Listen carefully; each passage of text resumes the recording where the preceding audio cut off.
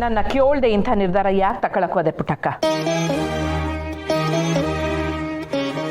ಆ ರಾಜವ ಎಂತವಳಂಗೆ ಗೊತ್ತಿದ್ರು ಅವಳು ಮಾತ್ರ ಕರ್ಗಿದ್ಯಲ್ಲವ. ಅದಕ್ಕೆ ಬಾವ, ಆ ರಾಜಿ ನಮ್ಮವ್ವನ್ ಒಳ್ಳೆತನನ ಮಿಸ್ಯೂಸ್ ಮಾಡ್ಕೋತಾ ಇದ್ದಾಳೆ.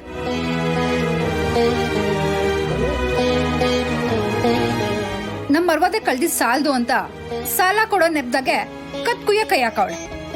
ಯಾಕಂಗಂತೀವಿ?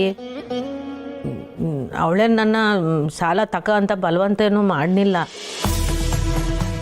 ನಮ್ಮ ಸ್ನೇಹನ ಹೆಸರಾಗೆ ಶುರು ಮಾಡಿದ ಕೆಲಸ ನಿಲ್ಬಾರ್ದಲ್ಲ ಅಂತ ಹೇಳ್ಬಿಟ್ಟು ನಾನೇ ಕೇಳ್ದೆ. ಈಗಲೂ ನೋಡು ಅವಳನ್ನ ವಹಿಸ್ಕೊಂಡು ಮಾತಾಡ್ತೀಯ. ಅವ್ವ, ನೀನ್ ಪುಣ್ಯಕೋಟಿ ಪ್ರೋ ಮ್ಯಾಕ್ಸ್. ಯಾಕೆ ಪುಟ್ಟಕ್ಕ? ನಿನ್ನ ಭಾಗಕ್ಕೆ ನಾನು ಸತ್ವಾಗಿದ್ದೀನಿ. ಅಯ್ಯೋ ಅಮ್ಮರೇ, ಮತ್ತಿನ್ನೇನು ಪುಟ್ಟಕ್ಕ, ನೀನು ಮಾಡಿರೋ ಕೆಲಸ ಹಂಗೆ ಐತೆ. ವಾ ಸರಿ ಬಿಡು, ಮಗಳೇ ಹೋದ್ಮ್ಯಾಕೆ ಬೀಗ್ರ ಸಂಬಂಧ ಇನ್ಯಾಕೆ ಅಂತಲೇ? ಹಂಗೆಲ್ಲ ಹೇಳ್ಬೇಡಿ ಅಮ್ಮವ್ರೆ. ನೀವು ನನ್ನ ಬೀಗರು ಅನ್ನೋದ್ಕಿಂತಲೂ ನಮ್ಮ ಭಾಗದ ಯಾವರು? ಎಲ್ಲ ಬರೀ ಬಾಯಿ ಮಾತನಾಗಿ ಹೇಳ್ತೀರಿ ಆಟೆ. ನಾನು ಇವ್ನಿ ಅನ್ನೋದು ನಿನ್ನ ತಲೆನಾಗಿದ್ದಿದ್ರೆ ನೀನು ಈ ಕೆಲಸ ಮಾಡ್ತಿರ್ಲಿಲ್ಲ ಪುಟ್ಟಕ್ಕ.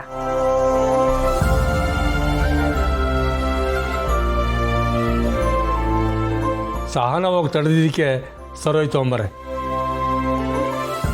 ಇಲ್ಲಾಂದಿದ್ರೆ ಆ ರಾಜಿ ಇಷ್ಟೊತ್ತಿಗೆ ನಮ್ಮನ್ನ ಮನೆಯಿಂದ ಆಚೆ ಹಾಕ್ಬಿಟ್ಟಿರೋಳು. ನಂಗೇನು ಆಗ್ತಿರ್ಲಿಲ್ಲ. ನೀನು ಸುಮ್ಕಿರ್ತೀಯ?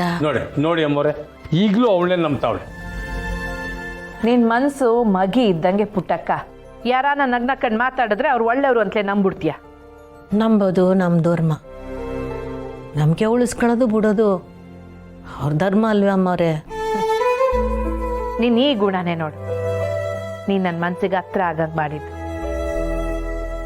ಆದರೂ ಪುಟ್ಟಕ್ಕ, ನಿನಗೆ ಒಂದ್ಕಿತನೂ ನನ್ನ ಗೆಪ್ತಿನೇ ಬರಲಿಲ್ವೇ?